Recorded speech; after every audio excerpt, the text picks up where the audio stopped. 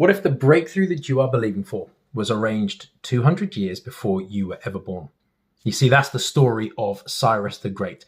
Isaiah prophesied his name 2 centuries before he was born, calling him God's anointed, who would set his people free. But here's the twist.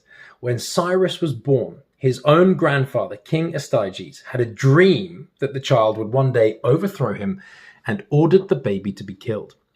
A court official couldn't bring himself to do so. So he gave the child to a shepherd to keep in the wilderness. Now, the shepherd's wife had just lost her own baby and she couldn't let Cyrus die.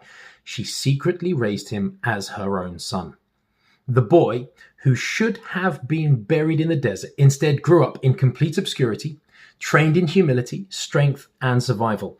And years later, he rose to power exactly as God had foretold, conquering kingdoms and releasing the Jews from Babylonian captivity.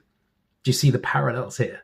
A king afraid of losing his power, a child sentenced to death, but spared by substitution. A rescuer who would set captives free. This is the shadow of Christ himself. And for business owners, this is the hope. Maybe you feel pressed down, overlooked, or even sabotaged. But if God can arrange deliverance 200 years in advance through betrayal, obscurity, and survival, then your story is not derailed.